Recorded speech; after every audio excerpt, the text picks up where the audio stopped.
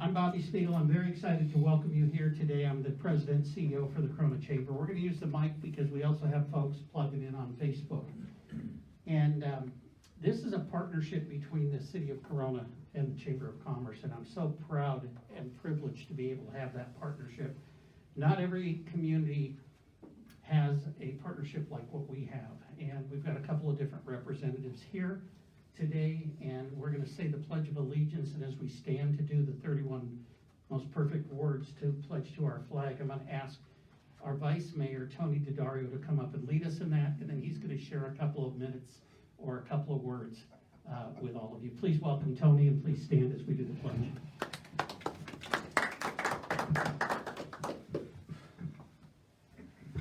Ready? Begin. I pledge allegiance to the flag of the United States of America and to the republic for which it stands, one nation under God, indivisible, with liberty and justice for all. Take it away, Tony. Thanks, Bobby, for putting me on the spot as usual. So I read every month who's coming to the Chamber Entrepreneur of the Month, and I was reading your bio, and it said former professional arm wrestler. And for those of us that are born in the 70s and a fan of 80s movies, #1 movie probably on my list is Over the Top, Sir. featuring Sylvester Stallone. So as soon as I saw that, I texted Bobby and I said, is he bringing an arm wrestling table? And he said, let me get back to you. So we have the arm wrestling table. I have no aspirations of winning, but I'm going to give it a go. And so I'm excited. And as I'm looking at this, and what an interesting background that you have. And I'm very excited to hear, sports supplements, arm wrestling. I mean, really, my head's about ready to explode. And so I'm very excited to listen and see what we have. What a great opportunity for us to reach out to something a little bit different. I mean, we have restaurant owners that come through, and we have financial advisors that come through, but this is completely different, and it kind of shows the diversity of the chamber. So I'm very excited to hear you, Jamie, and we'll go from there. Excellent, thank you. So eventually he's going to talk to me again, because every time he shows up I put him on the spot and say, hey, could you speak? So anyway, so I wanted to go ahead and just say that today is about networking with every chamber event. So we're going to go around the room, we're going to do some self-introductions. We'd like you to stand and then just tell us who you are, what your company is, and your title. Not a whole big commercial or anything like that. We're on a time-sensitive agenda, and so I just want to have again your name, what your position is in the name of the company. And I'll start. I'm Bobby Spiegel. I'm the President and CEO for the Corona Chamber, and I'm going to turn it over to Jessica. If you guys happen to go further than what you should be doing, I will gently interrupt you. So with that, Jessica. Thank you, Bobby. Good morning, everyone. Jessica Gonzalez, Economic Development Director with the City of Corona. Hello, my name is Manny. I'm the owner of Merchant Medic Payment Solutions here in Corona. Good morning, everyone. My name is Dan Wagashi, and I'm the owner of M-Care Pharmacy, just started last month. Welcome. It's me again, Vice Mayor.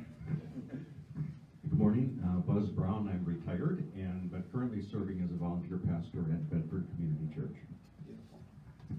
Hi, I'm Dale Sarver. I'm a mentor with the Inland Empire Chapter of SCORE.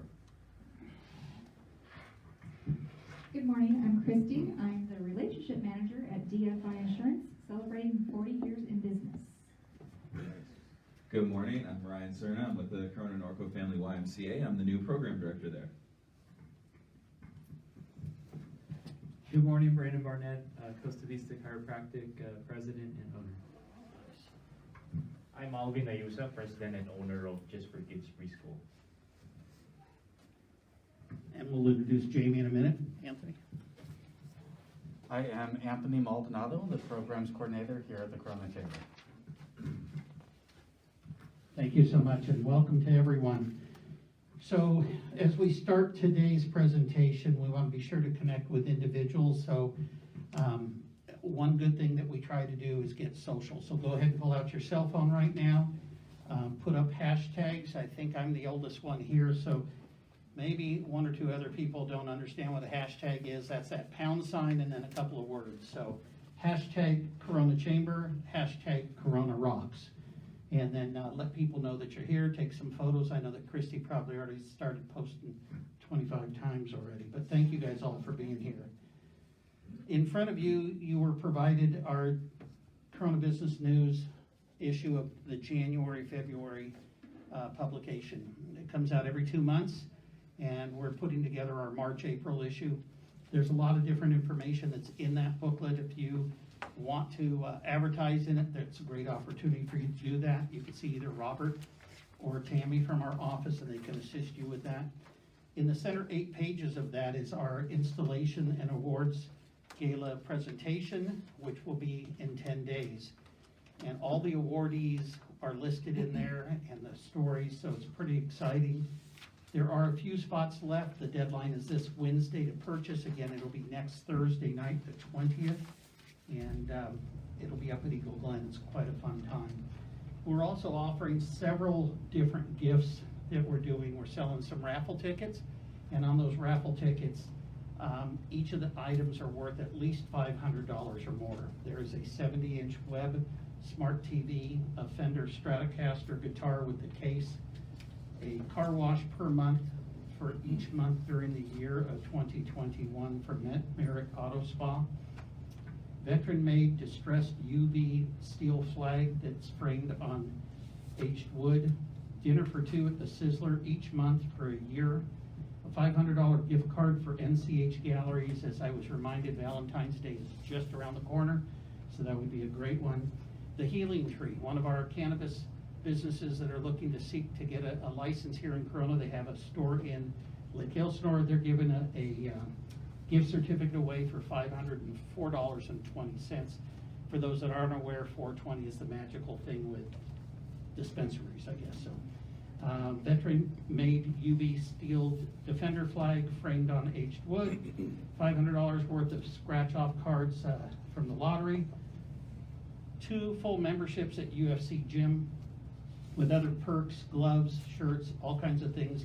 The total package on that is about $2,000. A $900 value of a flower arrangement per month for the year from Corona Rose. We have breakfast, lunch, and dinner package, 1 breakfast from the Silver Dollar each month, 52 hamburgers from Carl's Jr. donated by Bernard Karcher Investments, and 2 dinners each month courtesy of Texas Roadhouse. And then there's also a $500 gift card with backpack and goodies from AFE Advanced Flow Engineering. So those are the ones that we have right now. There'll be more that will be available, but if you're interested, even if you can't attend the installation, you can get a ticket or more and get put into that drawing. You do not need to be present to win. At the end of the month, we have our district attorney coming for our Good Morning Corona breakfast, and that will be up at Eagle Glen. And we're very excited to welcome back District Attorney Mike Hestron. It is being sponsored by Vulcan Materials Company, and there are other sponsorships that are also available still at this time. If you log on to our bit.ly GMC Jan 2022, that would be great. In February, we have our Coffee with the Entrepreneur coming on up, and Alvin is here, and I'll have him say a word or two at the very end so that you guys get to know a little bit about him. He and his wife, I believe, Joy, will be here, both of you? Yes, okay. And so they are the owners of Just for Kids Preschool, and we're pretty excited to have them here to share their expertise and the different things that you can learn and pick up from these entrepreneurs. January 1st, all businesses should be posting their new labor law posters, and that would be great if we had those in stock. However, they just got printed last Thursday, and they're in shipment to us today. We should have them sometime this week. Every member in the chamber will receive theirs in the mail. If you want to come and pick it up, once we have it, we'll do a blast out that says we've got them. You get one free. We have them both in English as well as in Spanish. And if you need more than one, by all means, you can purchase those. But as a member, you get one for free. We look forward to having you come and get those. As I started today with sharing about our partnership, I'm so happy to be able to partner with this lady that I'm going to introduce, and she was the first one that introduced herself, Jessica Gonzalez. She is with the Economic Development Department. She's the director for the city of Corona that handles all economic development.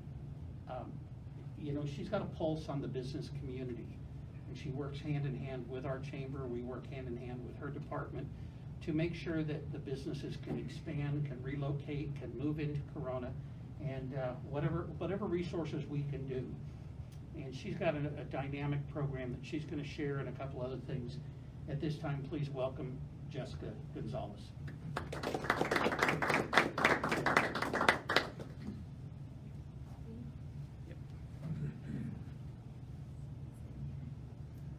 Well, good morning, everyone. Again, it's a pleasure to be here, and certainly we value the partnership that we have with our Corona Chamber of Commerce. And everything that we do, Bobby was right, we focus on business attraction, relocation, expansion, but we certainly don't do it alone.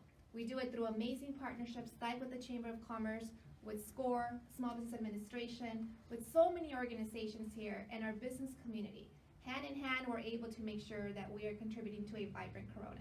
So we appreciate all your contributions in that regard. So I just want to point out a couple of things that are coming up.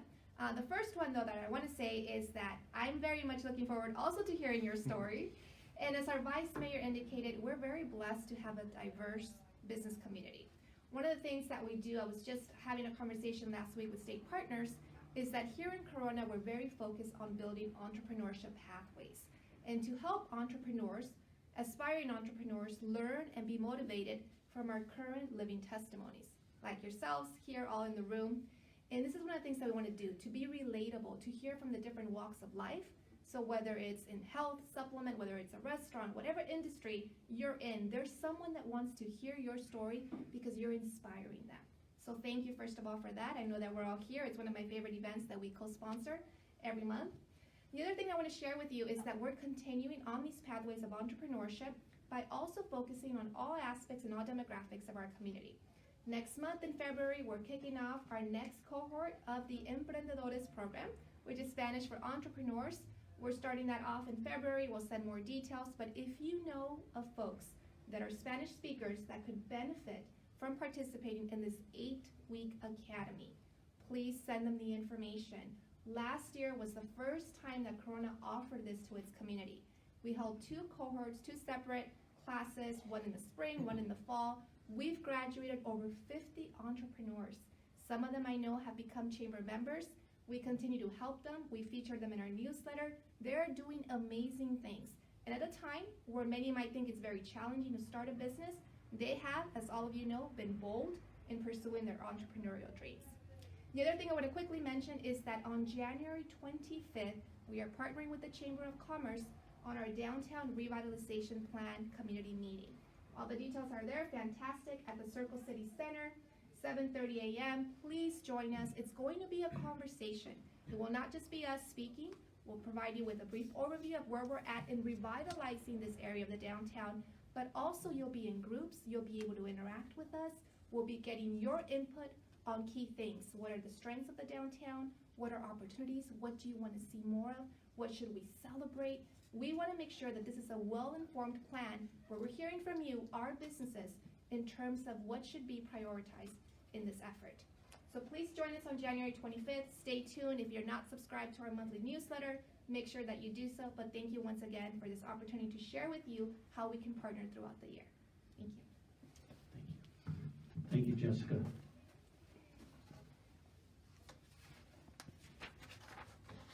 So this is the main part of our meeting here today, and I'm very, very excited to introduce Jamie, and I'm not going to go through all the different things that he's got for his entire background and all the different things, because he's going to go through and share that with you. He's going to talk about how he struggled or the easy path that it was, because, you know, to open up a nutritional supplement business has got to just be easy street, I'm sure. So, right, I know.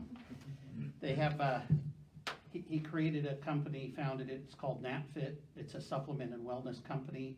NATFIT has a line of 27 products and over 24 licensed territory distributors that will sell their products all over the country. They also have one in Canada, so he is international. After the years of working in the health and fitness industry, Jamie started NATFIT, and that was in 2017.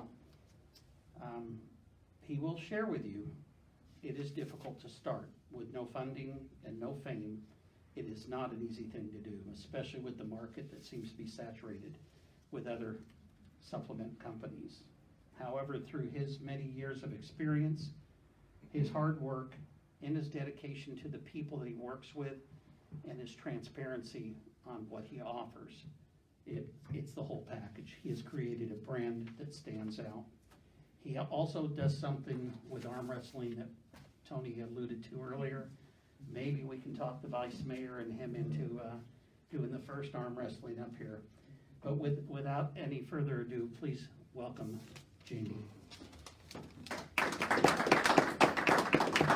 Thank you, Bobby. How's my sound? Good. Okay. I think 2 people came in late, so let me get you raffle ticket. I'm raffling off free product today. Don't worry, it's all healthy. One more, yes. And he also came. Oh, Okay, so we need 2 more. These 2? What numbers are those? Yes. Okay, I'll keep these. Let me make sure I tore off the right 2. 90 and 91. Yeah. Great. Thank you. And it's all healthy stuff that we're raffling off, so you don't have to be a gym nut.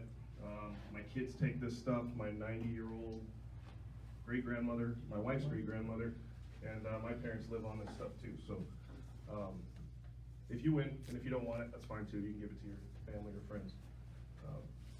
And yes, we can arm wrestle anytime you like. Just don't hurt me. One more here. Okay. So yeah, honored to be here today. When Anthony messaged me a couple months ago, he said, "Hey, would you want to come speak and share your story with the Corona Chamber of Commerce?" I said, "Absolutely. Just tell me when and where." I do have a distributor in Corona. She can't be here today. She's a police officer for the Menifee department, so she had to work, unfortunately. But hopefully we can get her in here next time, and you guys can meet her too. And hopefully I don't lose my voice. It was my 5-year-old daughter's birthday yesterday, so we were yelling and screaming and doing all sorts of stuff. But I can assure you I'm not sick. It's just scratchy voice. Anybody have kids? I've got 3 daughters, so I'm always, yeah. A little bit about me, Jamie Sheldon. I'm from Riverside, California, born and raised. I did live in Corona for 1 year while I was working in Orange County. So I'm familiar with Corona. My wife grew up in Corona. She went to Santiago. So Corona's part of our family. My wife's family lives in Norco, so we're still all over the place. Sir, did you come in late? Did you get No, I got it. Okay, sorry. So what did I do? I started a company called NATFIT. Long story short, it's named after me. My nickname in the sport of arm wrestling is called The Natural, so I'm terrible with titles, and when we were trying to figure out a name for this thing, I figured, okay, my nickname's The Natural. I started it because of arm wrestling, because of my network that goes worldwide. NATFIT, let's call it NATFIT, simple. And it seemed to be catchy, simple, not a crazy name. We want a product line that, you know, your grandmother can take.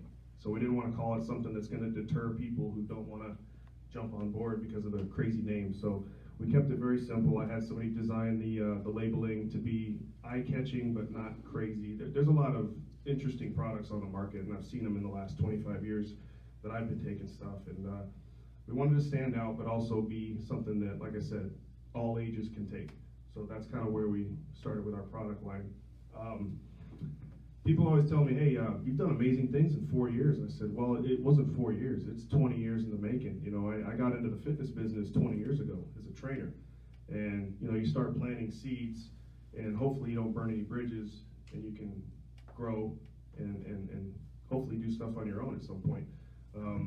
Arm wrestling for me goes back 1986, Over the Top. If you haven't seen that movie, I suggest you watch it. It's the best. It is one of the best movies ever made. It's an all right movie, but you know, if you're an arm wrestler, you love it. It was an actual real tournament that they filmed. 500 competitors from all over the world showed up for that. Sylvester Stallone requested a large amount of money to make it, and we're thankful that he did. And And it kind of put our sport that was very underground. I mean, I was 6 years old when it came out, but I did see it on the wide world of sports. I was watching that with my dad back in the day when football players were arm wrestling professionals. And so arm wrestling's been around for a long time. It actually, the first professional arm wrestling event was in the 50s or 60s over in Petaluma, California. So it's been around, just nobody's ever heard of it. But I guarantee you, 90% of you in this room has arm wrestled somebody, right? Maybe not on a table like this, but maybe with family or, you know, at a barbecue or something. Or maybe when you were in grade school like me. So I found out early on, being the skinny kid, I was still pretty good at it, and I managed to make a career off of it. Arm wrestlers don't make a ton of money. We do this because we love the sport. I just managed to create something off of arm wrestling for myself, and it created a business. So when my teachers in first and second grade said stop arm wrestling, well, I'd like to talk to them now and say, you're right, but look what I created. A real quick disclaimer, two disclaimers actually. Yes, I'm in business, yes, I'm a business owner, but I'm in no position to give anybody business coaching. I'm not licensed to do that. I didn't jump into business school. I went to school to be Batman. So I was a poli-sci law major, and I wanted to do some top secret stuff for the government, and I decided not to, and I ended up in the gym business. So if you're looking for business coaching advice, I'm not the guy, but I can share my story. Also, arm wrestling, I don't recommend it unless you really want to get into the sport full force, because you're going to be in pain the rest of your life. In fact, I should probably call you for some adjustments, because I'm a mess. I can't fully extend my arms anymore, muscle imbalances, so you probably get a kick out of working me out. It's kind of like when my friends call me for advice on parenting and marriage. I've been married 6 years, I got 5 kids, I've got a 5-year-old, a 3-year-old, and a 2-year-old. Yes, I have children and I'm married, but I'm in no position to give advice on any of that, right? Because I'm still learning as I go. Same thing with business. But we can have fun with it. So let's talk about the elephant in the room, arm wrestling. It's the most technical sport I've ever done in my life. Played soccer, football, track. Arm wrestling is by far the greatest sport I've ever gotten into. It's like a game of chess at high speed with strength. People say, well, you gotta be technical, right? You just hear technique, technique. It's like, well, you gotta be strong to implement that technique as well. So if you think about physics and geometry, anybody into math? Nobody? Okay, well, so think about all the angles in your elbow, right? And then think about the angles in the wrist, and then the fingers, and then different pressure points. And then it becomes strength. And then it can be over in half a second. So imagine how nerve-wracking that is when you get to the table and it can be over like that, because that does happen. Makes it more fun too. So it's not just about being big and strong. Obviously I'm not a big guy, but I'm strong enough to compete in my weight classes. And I've been doing this professionally for 17 years, and it paved the way to this company that I created. Flashback to college. I went to school, well, I grew up in Riverside. I went to Ramona, then I went to UCR, and I went to school for political science and law. I had this vision of kind of following in my dad's footsteps. He worked for the government. Nobody really knew what he did because he couldn't talk about it. I just knew that it was involved with military weapons, and he was in charge of briefing other countries for NATO and things like that. So when he would have parties with his friends, they couldn't talk about work, but his friends called him 00 Sheldon or 007. So I thought that was kind of funny. So I was like, yeah, you know, I want to get on the inside. I want to see what's really going on. So I started studying this stuff in college, you know, politics, law, and international relations. And then right about August of 2001, I was taking a international relations and political theory course. And then right after that, 9/11 happened. And the path that I was on, I was gonna go finish my degree, go in as an officer, and then pursue something like that. But I decided this wasn't my fight, and I was really torn with what was going on in the country. And since I had spent so much time in the gym, classes that I didn't want to attend, I would go to the gym instead. I decided to fall into the gym business. So kind of lucky that I ended up coming here, because who knows where I'd be right now, you know, or even if I'd be around. But that's another discussion. So yeah, I kind of wanted to be Batman. Kind of want to be that mysterious guy that nobody knows what you do, and then, you know, makes it fun and interesting for people to try to figure it out. Mine is the billionaire thing. Not yet. Not yet. We'll get to that in a second, because I've actually been having meetings with a potential investor who's a billionaire, 24 years old, 24-year-old billionaire, and he sees what potential supplements has, and he sees companies like First Form, who's making $100 million a year, and he said, oh, we can do that. So he wants to take my company and help. So amazing what you can do if you put your mind to it, and if you don't burn bridges and just keep the hustle. With a little bit of luck too. It's not just about hard work, and I'm an advocate of that. You should always be hardworking, but let's be real here. A lot of it is luck, right? Because I know a lot of people that are working very hard across the country are still struggling, more so than you would think. Let's see here. I took a bunch of notes because I'm getting old and I forget things. My sporting background started with soccer. My grandfather came over from England, and I don't know if you guys are soccer fans. Anybody play soccer? There was a guy who used to be around, his name was Pete King. Anybody remember Pete King, Soccer Shop? He and my grandfather started the Riverside Soccer Club back in the, late 50s, I think. And that kind of paved the way for a lot of the soccer to be in Southern California. So we came out with a soccer ball. We played soccer up until I was 14, played club soccer, and we all went to different high schools. So when you've been playing with a club team for so long and you guys go to different schools after that, I kind of lost interest in playing soccer and I just got into football. But I played against Landon Donovan, who's a superstar now, and we used to beat the crap out of his team when he was playing in Redlands. So I always tell people that, like, yeah, see that rich guy there? Yeah, we used to beat his team. But he made it. Congratulations to him. And I fell into arm wrestling, which is where people who are good at sports end up. You end up doing arm wrestling because you're good at it, but you're not making a ton of money, so you can't really brag about it. Yeah, it's cool, but is it really? I talked to my wife when we met, and she's like, you do what? It's like, yeah, arm wrestling. She said, that's a thing? Luckily now, it's gotten to the point where it's starting to get more mainstream. You're starting to see like little snippets of arm wrestling in movies. We have social media. We've got guys that are actually pretty famous now from arm wrestling that are bringing the sport into the mainstream. So we're gonna ride that as long as we can and hopefully try to get this thing bigger. We've had leagues like the World Arm Wrestling League, which I'm a part of. We've been on ESPN several times. There was a show called The Game of Arms. Has anybody seen that? It was on after The Walking Dead on AMC. So if you're following The Walking Dead on AMC, millions of people are gonna watch it, right? Very, very popular. And then right after our first season, I wasn't in that one, but AMC canceled all non-scripted television. So we're like, great. But flash forward a few years to last year, we got phone calls from casting directors from a different network, and they're gonna launch season 2. So we were interviewing with them. So you might see me on one of those reality shows, which is a great opportunity for me to plug my business as well. So it's always good to have multiple options when you're growing a business. College. Yeah, college. I used to skip certain classes. And I don't recommend that.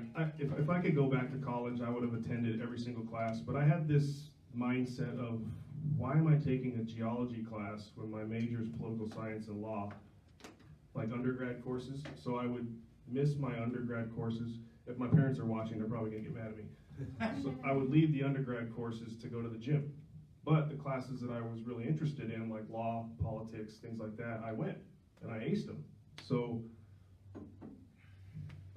getting into the college discussion here, but that's kind of where I was torn. So it's like, yeah, there's stuff that I'm interested in, but I'm also interested in the gym, and I'd rather be in the gym than taking classes that I'm paying for, but I'm not really interested in. So I could have gotten my degree in 2 years instead of 4 if I didn't have to take those other classes. But luckily that I fell in love with the gym, the environment, helping people, and that's where it actually started for me as far as my fitness journey. Yeah, I played sports when I was a kid, but that doesn't really count. I would say even before I was certified, And I joke around with Anthony all the time. I have 7 certifications that are expired, because once you get into management at the gyms, you don't really need them. I could probably get those renewed, but that's going to cost a lot of money, 7 certifications. But in college, I was helping people with nutrition because I had studied it, and and I'd help them around the gym. I wouldn't charge anybody. I would just work out with them, and then that's kind of where my fitness journey started. But I was always interested in helping people, and I think where that came from, I've kind of got a soft spot for people. My wife would like to think otherwise, but I like to hear people's stories of struggle. And I'll tell you my first one. I was 2.5 years old and I had a stroke, which back then it was very uncommon, but apparently it's a lot more common than you would think for very young and obviously older to have strokes. So I was paralyzed on the left side of my body for about 6 months. If you can imagine that at 2.5, 3 years old, what that would do to your parents too. And I remember, weirdly enough, I remember when it happened. I was riding one of those Hot Wheel, and I just remember slumping down, and then I don't remember anything after that. And then my mom said 6 months later, I was just crawling around, and I got up to turn the channel on the TV, and everybody starts freaking out because the doctor said I probably wouldn't walk again. So because of that, I've always had a muscle imbalance, which you probably know a lot about from your line of work. So the right side heavily developed compared to the left. And if I show you the difference, it's even worse now because of arm wrestling. So big difference there, right? And that causes all sorts of problems down the spine and the legs, and I'm just a mess. But because I had that, and so young, I was very humble coming up and just being able to compete in sports. And I ended up doing very well in soccer and football. I was all league. Track, I was all league. Not good enough to get to play in college, but did well enough. So I've always been very, very active. And I think part of that made me want to be in the fitness world, because I immediately got fitness therapy certifications and things like that, just so I could work with people who had similar problems. And when you start off in the fitness business, you get clients from all around. Towards the end of my training career, I had most of my clients were over 40 or over 50, and they had other health issues. So I really took it upon myself to help people who were struggling in those similar areas to where I struggled when I was a child. So that was kind of where my start was. How did I end up in the supplement business? That's the interesting part too. When you're a trainer, you don't really get educated on supplements. The gyms don't really push them as much as they should.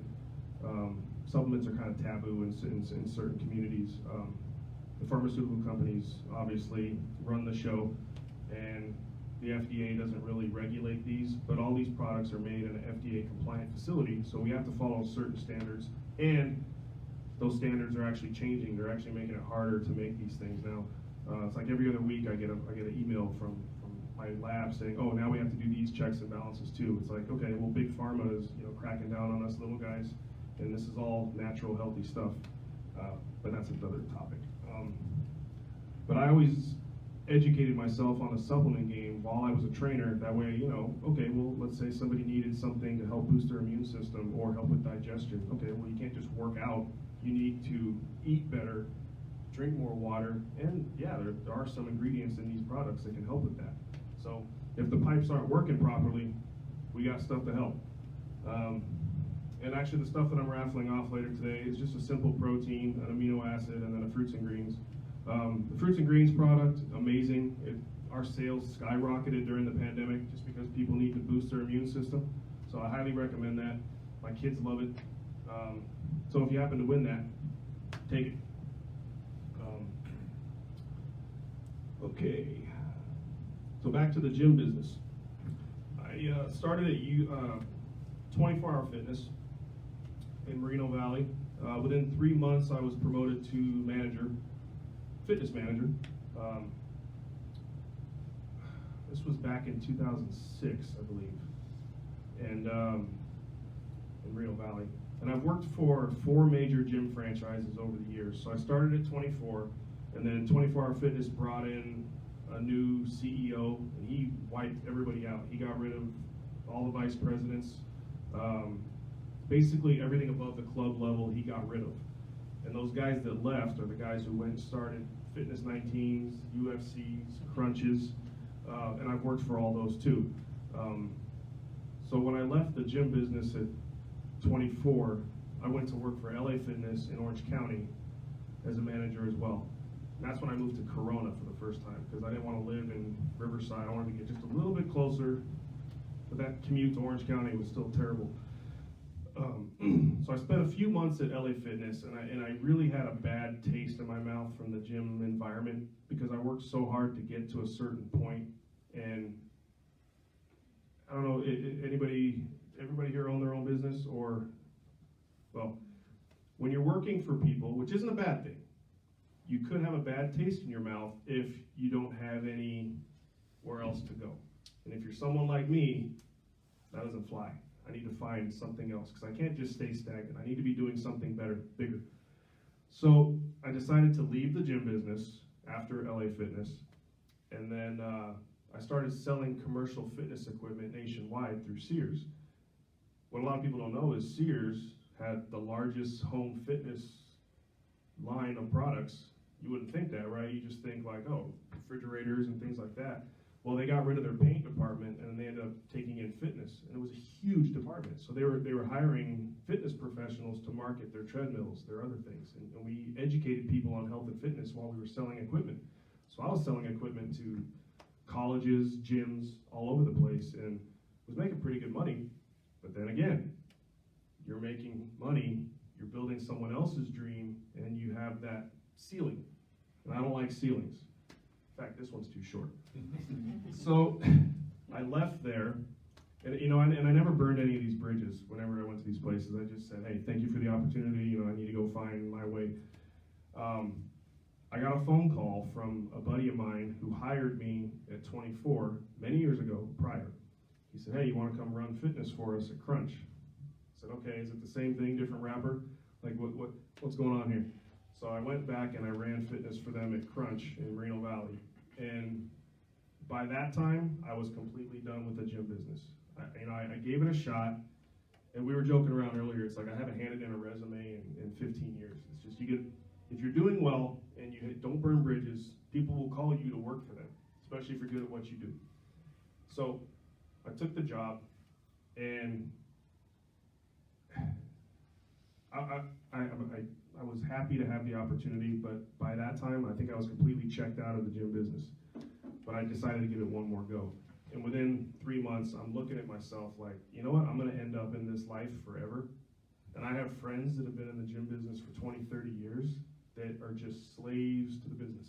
And this isn't a knock at the gym business, big corporate gym business. It's just, I don't wanna wake up 20 years from now, miss my kids' lives, So I left there.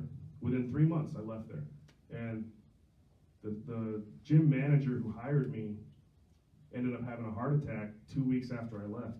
I said, wow, that was like my path. Just being that workhorse and then not being able to enjoy life. And the guy passed away at I think he was in his late 40s. It's just way too young. So at that point, I left the gym business for good, never looked back. And throughout this entire time, I was taking pay cuts. Anybody know what that feels like? To be making, a certain amount of money, and then you're making half that to try to find another route. Well, I took another pay cut to get into the health, the supplement business. Through arm wrestling events in Riverside, I met a guy who owned the Nutri-Shop of Riverside.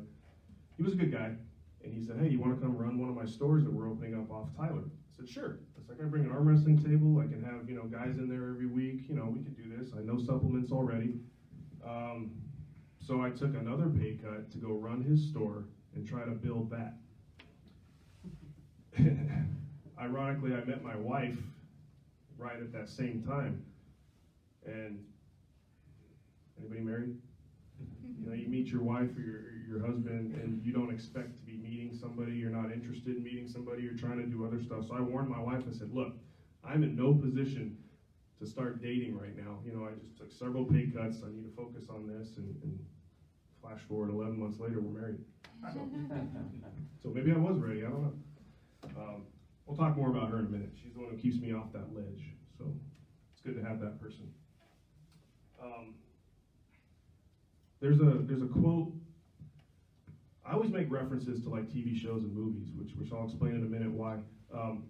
Steve Harvey. Has anybody ever watched The Feud? A couple times. I saw this video right about the time that I started this company. Somebody sent it to me, and it was in between the Family Feud airings, and Steve Harvey starts talking to the audience, and he says something about jumping. You got to know when to jump. And it's a metaphor for life. You got to know when you're going to jump into this endeavor, that endeavor, and you don't want to get stuck. And that stuck with me. And now when people want to start businesses, I forward it to them, because everybody's scared to do something for themselves. And it's like, look what you can accomplish. I mean, you don't want to be that guy or gal 20 years from now wishing you would have done something. So if you can, Google it on YouTube. It's just a quick 2 or 3 minute thing, and it's really motivating. And he just says, yeah, you got to know when to jump. And he talks about a friend of his who started a car wash company worth $4 million now, and everybody was asking him years prior, why are you washing cars? Look at him now. You know, it's like, why was I arm wrestling? Why was I so into the supplement business? You know, well, look at me now. And I'm nowhere near that level yet, but a very inspirational quote. And I've always been into movies. In fact, I also wrote 2 screenplays when I was in college as well, because I thought, you know, I was a lover of 80s movies and things, which Over the Top and a bunch of other ones. Well, you know, and I thought, okay, well, I could write a movie. So I wrote 2 screenplays, started working with a producer on trying to get things, you know, ironed out, and then I just kind of lost interest in that endeavor. So I got those up in the rafters, and my uncle, who was an editor for a couple newspapers locally, he's the only person that's ever read my script, and he just like critiqued it and did this stuff. So it's still sitting there, unused. Not that it's good enough to go anywhere, but you never know. Maybe I'll give it a go when I have more time, when my kids aren't taking up all my time. So I've done a lot of things. Okay, supplement business. So I was at the store for about 3 years, took major pay cut to do this, and a friend of mine who I used to rent a room from when I was working at the gyms, he said, never get married and start a business, or never get married and buy a house in the same year. I got married, started a business, bought a house, had my first child within a year and a half. Talk about stress. And then we had another kid the year after, and then a year and a half later we had our third. So we did all this stuff very, very quickly.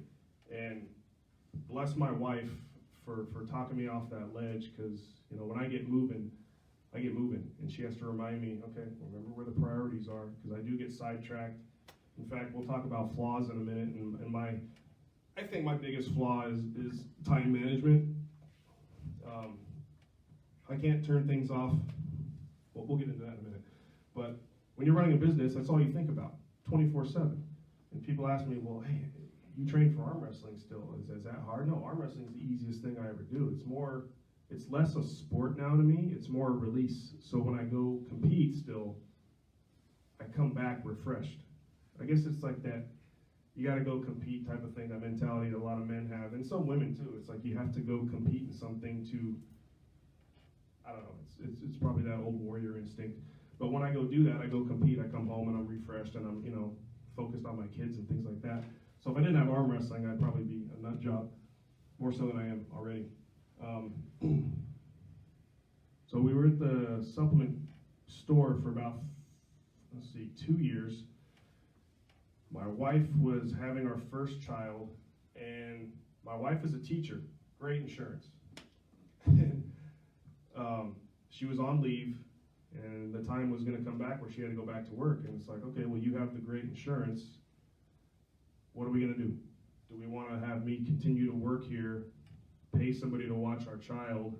No, I'd rather us raise our kids. I'm old-fashioned. I don't want to have somebody else raise my kids. So why don't we jump?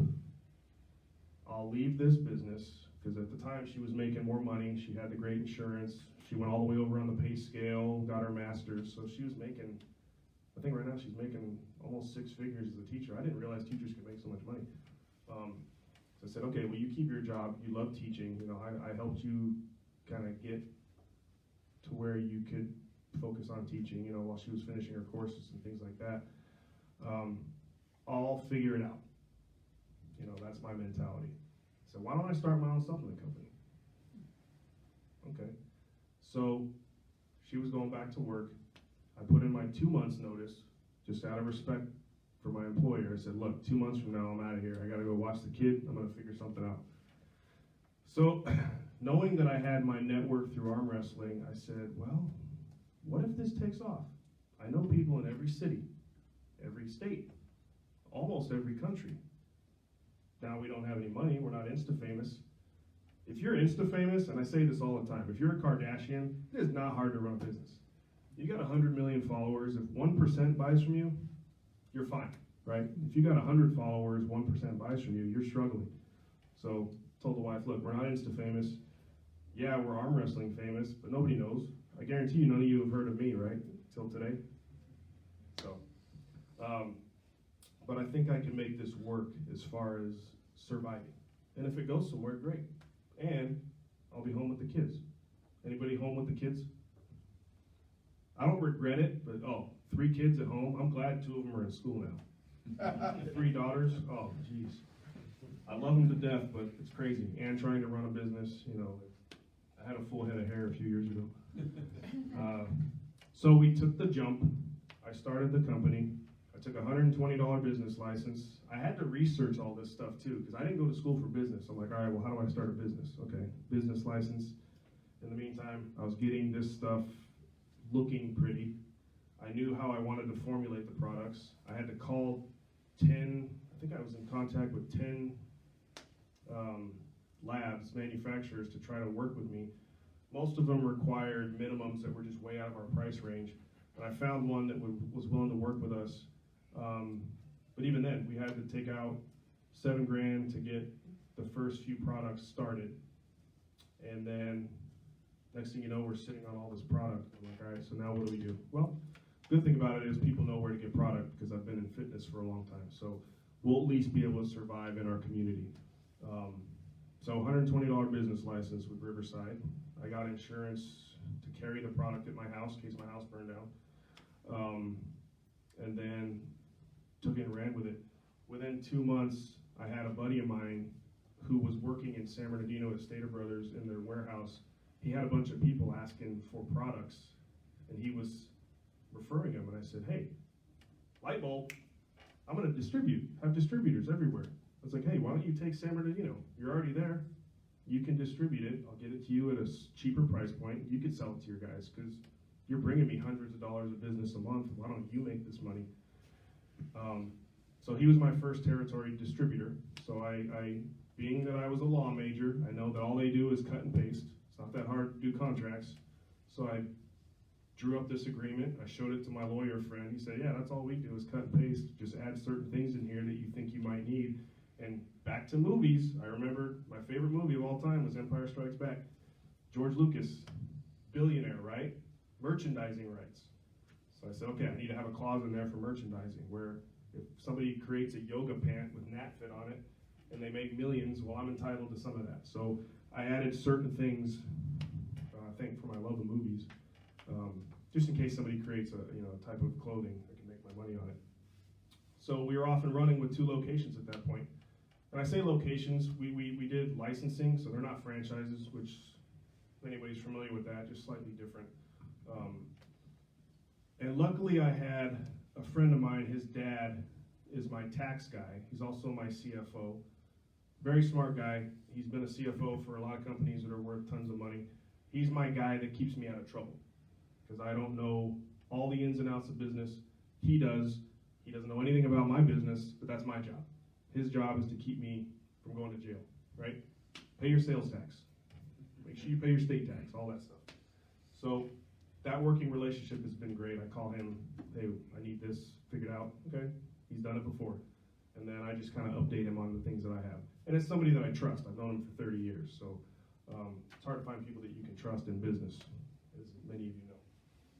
So we were off and running, 2 territories, and then I decided to really make a push to try to get things nationwide. And I had a lot of people asking me, hey, so how do you sell? How can I sell this stuff? I said, perfect, let's just enter an agreement together. You for a year, and if you want to continue, you just continue, and you just buy the product, we send it to you, make your money. Flash forward a few years, I've got 24 distributors all over the country. I managed to make an impact enough with my guys in Canada where a guy wanted to jump on board and run Canada for me, and that's running on its own, which is great, because I don't have time to worry about what's going on to the north. So a friend of mine up there, I had to kind of do the research that I had to do in the States too. I had to call a bunch of manufacturers up there. Canada is a lot different as far as getting products. So they have a little bit more strict guidelines. Their FDA is called Health Canada. And a lot of the stuff we have, we can't get into Canada. Well, Canadians are just like us. They like made in America, or we like made in America, they like made in Canada. So perfect, we'll just have a distribution center in Canada, manufacturer making their stuff, and they can distribute it there. We'll do the same thing here. So now we have a working business in Canada. I had a guy or two interested in Europe, which to really get things moving in Europe, I need somebody who's got the funding. So we tried it without the funding. I had a buddy, he actually got a couple products ready to move in England. We had to use a manufacturer in England, and the products just didn't come out quite as good, but we basically started an operation in Europe, which was kind of cool. So I got to tell my parents, yeah, we're global.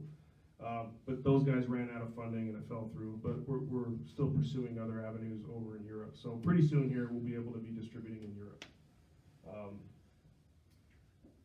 Let's see here.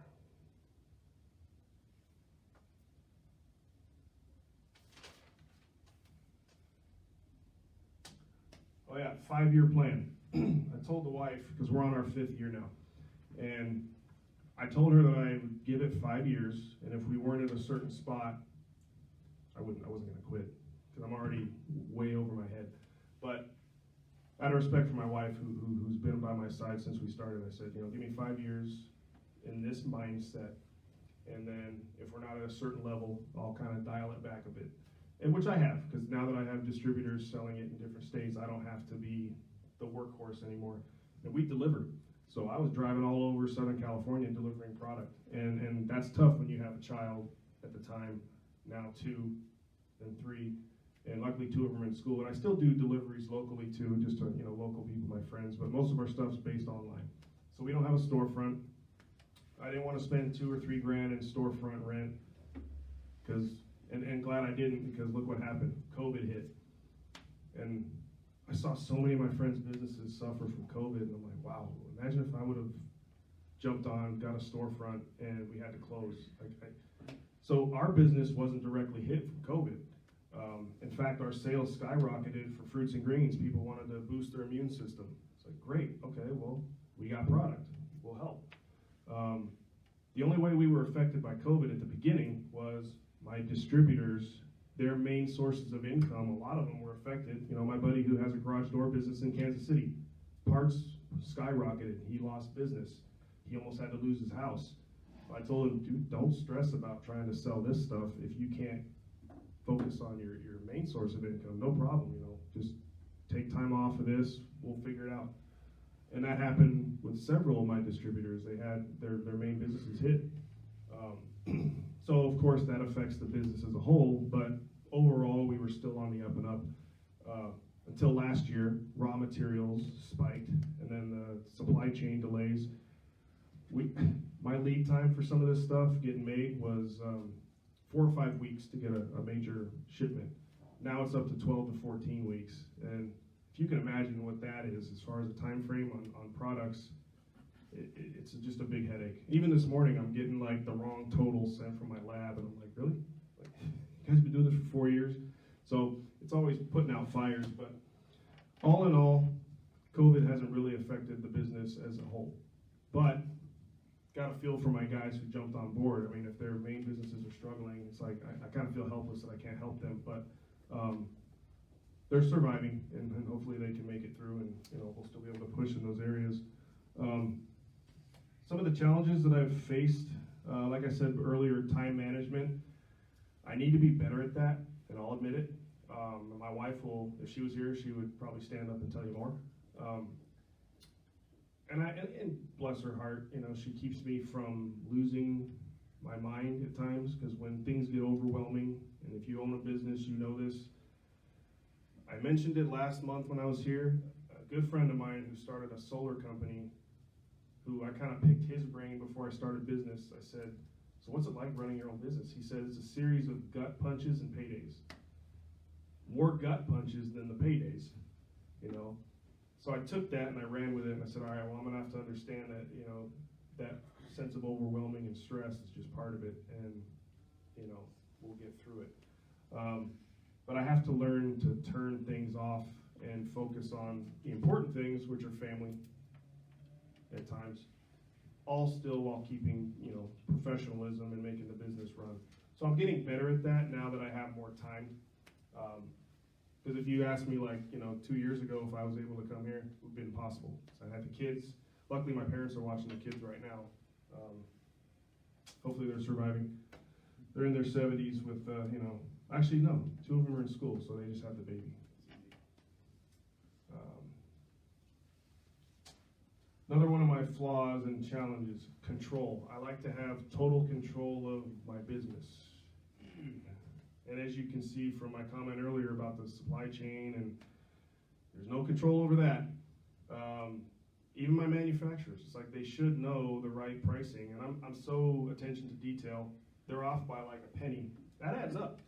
So I have to send something back, and it's just like a delay, and it's like, guys, you know, you guys gotta send me my stuff, you gotta send me the right totals, and I get it, people make mistakes, but I feel like I need to have total control over my business for it to run smoothly, and I need to start trusting in people to run their job, you know, but, can you still hear me? But I'm that guy. I'm that guy like wants to have every part of the business. I want to make the stuff myself, and I know I can. My lab's in Georgia, so they make everything there. They ship it, they send it, and then it's mine from there on out. But I'm involved in the planning, all the ingredients. I basically send them a list. I said, hey, I need an amino acid made product, and I want this in it. What you got for me? And then they send me the flavoring. We sample it. We try it. If we like it, okay, let's run with it. So I think I'm involved in probably 95% of the business. Not bad. And back to percentages, people who start a business and they say, well, do you have an exit strategy or an exit plan? Yeah, there's a certain money amount that I would walk away from this and never look back. I think we all have that exit strategy, right? It's usually a pretty high number. And recently I've been in talks with some interested parties that want to take this company and run with it. And I've heard from friends, and usually they're friends that don't own businesses. They're like, well, just keep 51%. So I tell the wife, would you rather have 100% of a company making $250,000 a year, or 10% of a company making $100 million a year? I'll take 10% and let somebody else stress. We just get our royalties. So when I explained it to my wife like that, she's like, oh yeah. So that's kind of where we're at. Hopefully some of these business deals go through and I can relax in my 40s. Let's see. Yeah, so I met this billionaire, 24 years old. He's really off the grid. He likes to stay off of social media, even though he's involved with social media. He has fake profiles. Guy makes millions of dollars a day on Facebook ads, things like that. He owns a crypto business.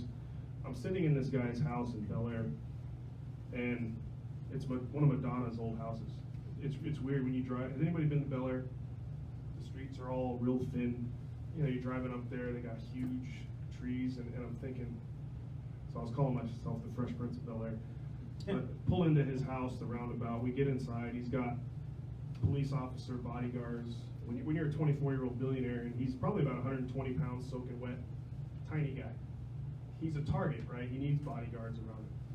And I'm sitting in his living room, and the guy's floor is immaculate, just professionally clean. Like, he has to have somebody cleaning this thing every day, and I'm thinking about my floor with my kids. It's like, who has time for this? Anyway, so I'm sitting there, And I just started laughing. I'm like, how did I go from sitting in my garage thinking about starting a supplement company to sitting in a multi-million-dollar house with a billionaire interested in my company? It's like, my wife said, well, you've earned it. You've worked hard. I said, well, that's not it. It's luck. There's a little bit of luck. Or if you're a believer, you know, so I tell people, look, hard work, you always have to be hardworking. That's don't be lazy, or else you'll never get anywhere.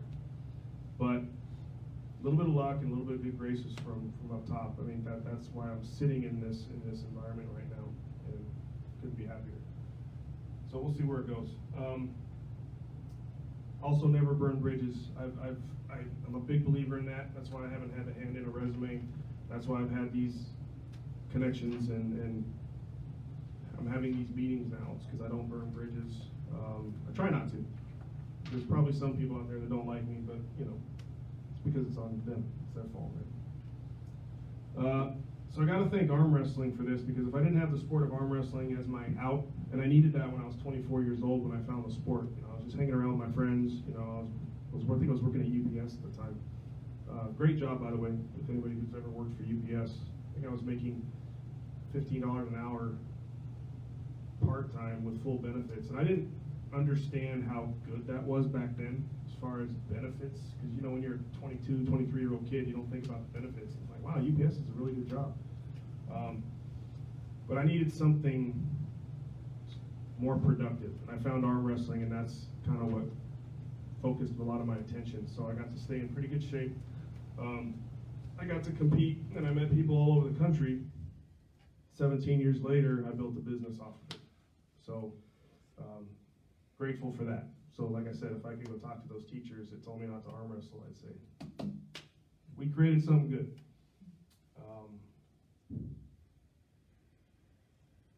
So that's basically where we're at with my story. Does anybody have any questions immediately? So I'd like you guys to think of some questions, and then Jamie, if you would repeat the questions so people on Facebook will be able to hear them. We got to do that raffle too. Right, we'll do that towards the end on that. But you know, the one question, can you explain the difference in your distribution versus franchising on how that's set up? Yeah, so licensed territories, basically my guys are licensing the brand from me. I still own everything. The way we originally drew it up, I control, there's that word again. I controlled all the digital, but I didn't want to limit my guys afterwards. So I went and amended the agreement to allow them to have their own websites. Everything filters through me anyway, so I still get my chunk, but I didn't want them to be stuck just because a guy is in Cheyenne, Wyoming, which doesn't have the population that Los Angeles has. So he can still ship all over the country. And one of the things that bothered me about the store that I worked for, because I knew people all over the country, they would call me for product and I would ship it to them and I would advertise. But because NutriShop is a franchised corporate, was calling my boss to tell me that I couldn't do that because I'm infringing on other territories. So I didn't want to have that problem, and I wanted to have people, let's say, you know, your cousin, let's say you have NATFIT Kansas City, but your cousin lives next door to me. I want him to buy from you, right? So I didn't want to limit that, because that's your connection. Just because I live here doesn't mean I have the rights to that. So there's a lot more freedoms with how we drew up our agreement. There's a licensing fee. There's no exit fee. So I wanted people to jump on board and not go broke trying to start their own ship. And it's not a multi-level marketing thing. Nothing against multi-level marketing, but we wanted to keep away from that. So anybody who signs on, they run their ship. A lot of freedoms. I'm just the guy getting you the product. You're licensing the brand from me. They can make whatever merchandise they want.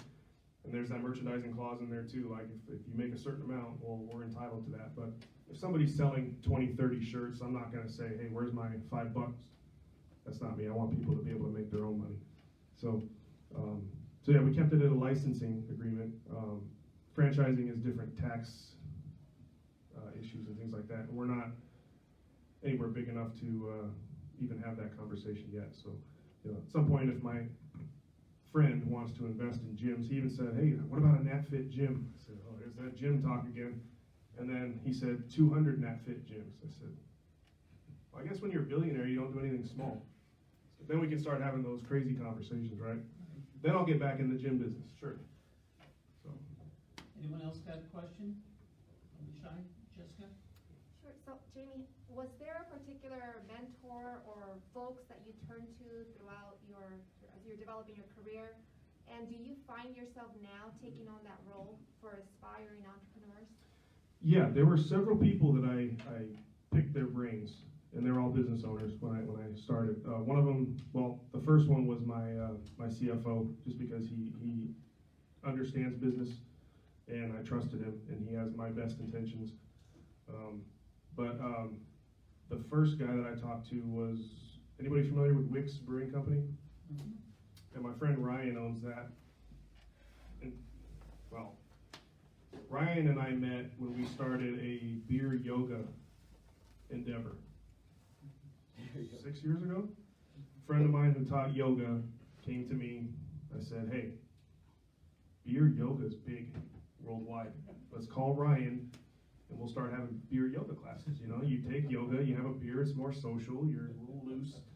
And yeah, we were running that for like several years, and I think he's still doing it over there. So I used to pick his brain because he had a pretty good business sense, and he's involved in the community, heavily involved in the community, and through the Brewers Guild or whatever they call it.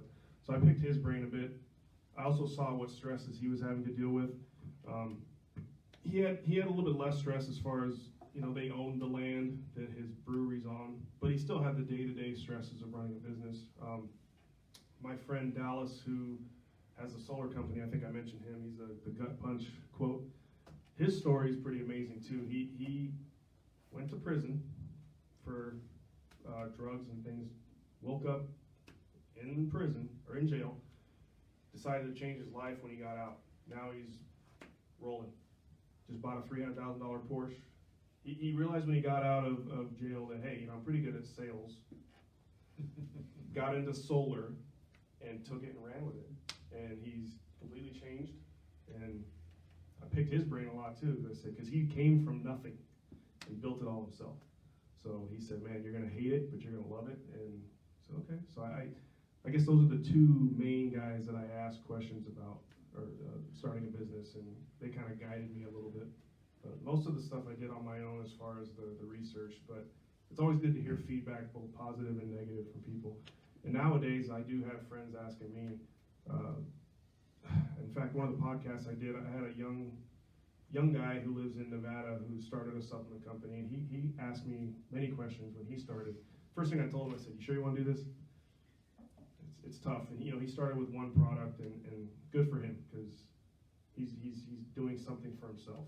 But I gave him the rundown. I said, look, it's going to be tough, man. I said, I was there when you were, or where you were, and I just tried to help him as much as I could, and I was encouraging. But if anybody ever asked to start a supplement company, I would tell them no, not unless you're famous. If you want to avoid a lot of the headaches that I've had to be in, that's why a lot of the bodybuilders retire. They've already got a 300,000, a million followers. It's a lot easier to start something when you're that set, I guess. So unless you're rich, don't start a supplement company. Yeah. So what goes into a pitch meeting with a 24-year-old billionaire? Are you selling yourself? What separates your product from other products that are in the same, industry? Well, repeat that question for the... What separates us from other products in the industry? So that's kind of a two-part question. I'll tackle the first part, which was when I'm sitting in front of that billionaire. I met him through a friend of mine through arm wrestling, who's a police officer, who originally met this, I hate to keep calling him this billionaire, but he doesn't like his name being used. He was working private security for this guy. And then the guy realized that my friend is really good with business, because my buddy, who's also, he's a cop, he's a pilot for Long Beach. So he flies a helicopter, and he also owns a couple businesses. And when you're a billionaire, you're interested in projects, right? What else are you gonna do with your money? 24 years old. So my buddy pitched me to him. Said, hey, I got a friend who took his company from one product to 24. We haven't spent a dime in advertising because we needed the money for products, right? So he was impressed that I was able to grow it to where I did without any funding. And money does solve every problem. It also is the root of every problem, right? So they realized that, I didn't have the funding, but if I did, imagine what we can do, or the marketing.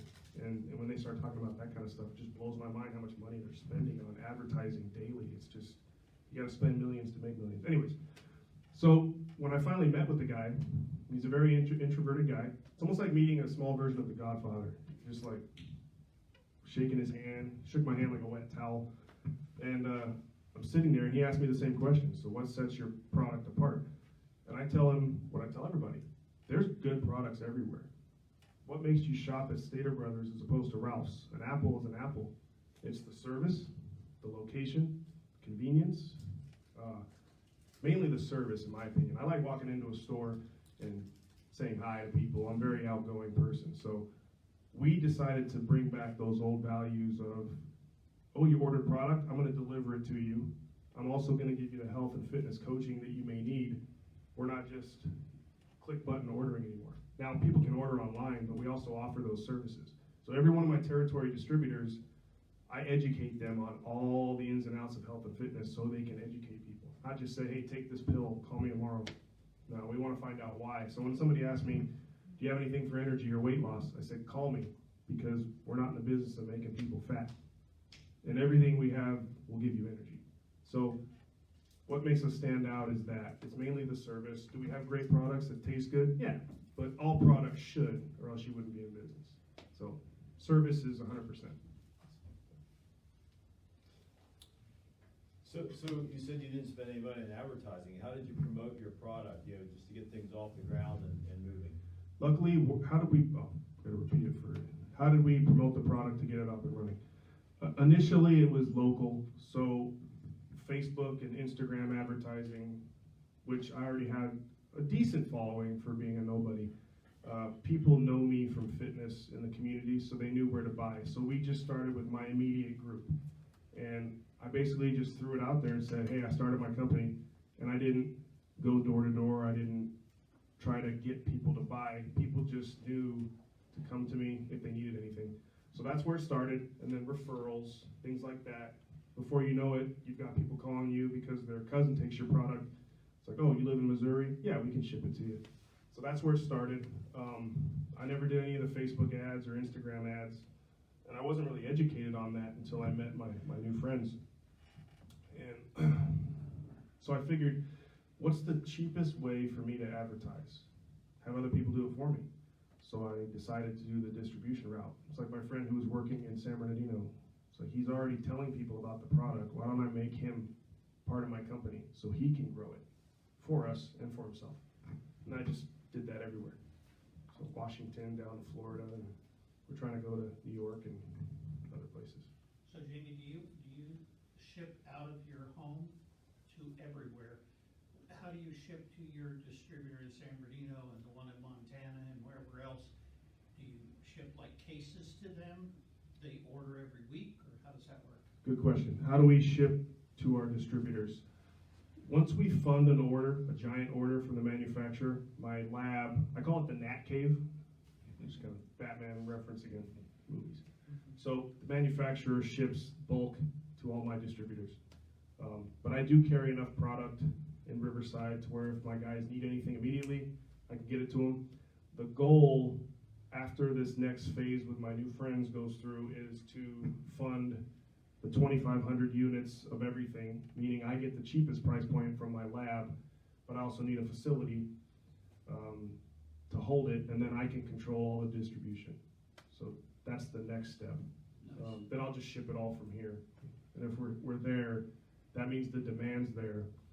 And obviously the demand wasn't there when we started, so we had to get enough to sell that we wouldn't expire. So there's a lot to go into it, but hopefully the demand's there after all this advertising campaign that my friends are gonna do, and then I'll just run it all from here. Any questions? Let's give it up for Jamie. You want to do the drawing?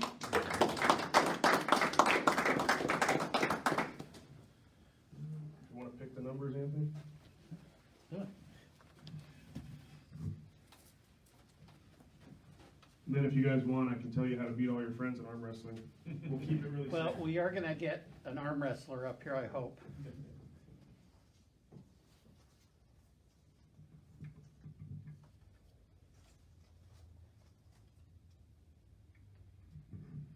634095. All right, Buzz. So you get your choice of flavor of protein too. We've got blueberry muffin, a strawberry. Strawberry sounds good. Strawberry. Look at that. So you get Will strawberry. I look like that when after doing this? Absolutely. You already look better. Doctor tells me I'm overweight. Thank you. And you get fruits and greens, and then Look at all that. branched chain aminos. Okay. I like to call this, it's an athlete's Kool-Aid, sugar-free, Give him the mic. stimulant-free. Anthony, give him the mic so we can hear. Athlete's Kool-Aid, BCAAs, branched chain aminos, sugar-free, stimulant-free. My kids drink it too. It's very, very safe. I wish we had something like that when I was in sports as a kid, instead of drinking like those sugary drinks or, or oranges. So we made a blood orange flavor. It's amazing. So my dad drinks that on the golf course, and my wife drinks it at work all day. And my kids we make popsicles for the kids. So, good stuff. Thank you very much.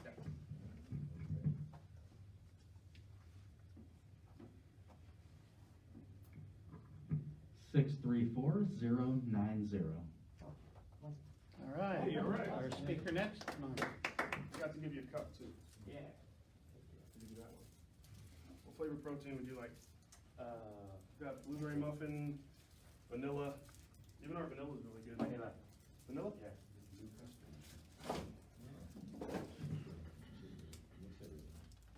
We do have a vegan line too, if anybody's interested. Yeah.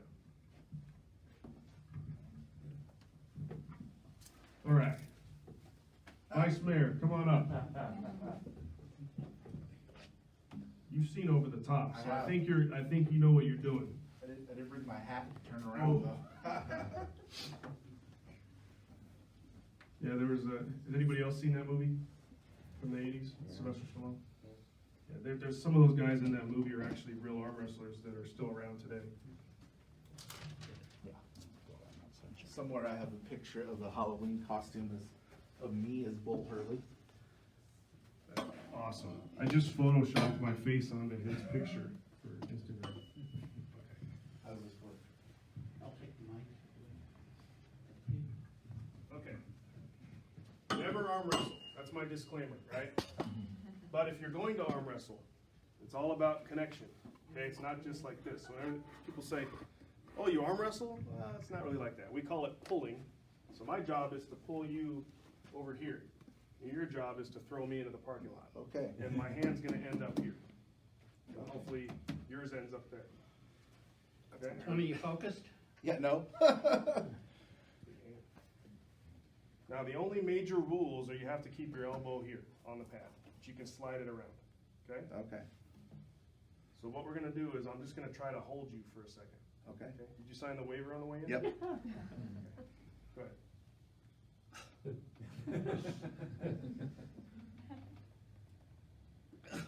Oh, and always look at your hands here. Oh, If you start looking away, that's when stuff happens. God bless you, buddy. Oh my God. Are you done playing with me now? Now let me show you what I'm doing. Okay. Remember the physics and geometry talk? So when you think arm wrestling, you think, I gotta try to get this guy going this way, right? And that's what you were doing. Right. All I was doing was rotating my hand up. So I'm gonna go this way like you. I want you to hammer curl me toward your glasses. Okay. Watch what happens to my hand. See that? Yeah. Now you're stopping me. Okay. Hurts a lot. So from there, go ahead and loosen up. The safest way to arm wrestle is to pull back and drop your body. Okay. Okay? So go ahead and do that. Nice. Yay. He let me win. 100% let me win. If you ever want to beat any of your friends, they're going to go sideways. Just hold them by pulling back toward your face. I guarantee you can hold your sons like that too, and they're going to be shocked. Well, we want to give Jamie a round of applause. Thank you so much. Thank you, Mayor, Vice Mayor, thank you for the good sportsmanship that you show too. So, hey, if you haven't had a chance to get to know Tony yet, please meet with Tony because he is one of our elected officials. He also, like Jessica, it's beautiful to see the same thought process down at the city, whether they're elected or whether they're employed as one of the staff. But they're all there to work side by side to help businesses. So, visit with Tony DiDario, our vice mayor. Jessica's going to stick around as well. Jamie, thank you so much. Give your kids a big hug, your wife as well. And just want to remind you that if you haven't had a chance to register for next month's Coffee with the Entrepreneur, I'm going to put Alvin on the spot just to give a 30-second just snapshot of what he's going to be covering. Thank you. Well, I introduced myself already. I'm Alvin. I'm the owner and president of Just for Kids Preschool. We have 2 locations in Hesperia, and we just moved to Corona for our 3rd location. This was actually an existing preschool, but because of COVID, they got evicted, and we took over the lease, and we brought our own brand. And on next month, talking about diversity and interest, we'll showcase and share you our story, how we ended up in the preschool business. I'm really on IT, my wife in hospitality business, she's in hotel and restaurant management, but we both ended up owning our preschools. Talking about diversity, we are 1st generation immigrants that I'm bringing here, and we'll share to you how we managed our family story of being away for 10 years, and then migrating my entire family and owning a business here in the U.S., being an immigrant. So that's what at stake, and we're excited to share our story on this.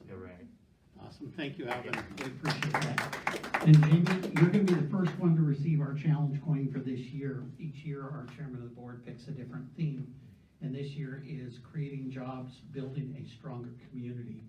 So this is a challenge coin for you, and if you're not familiar with those, I can go through that later with you. But on behalf of the Chamber of Commerce, thank you again for being here. To all of you, thank you for coming. To those that are online with us, have a safe day, and we look forward to seeing everyone at the installation on the 20th. Have a great day. Thank you. Thank you.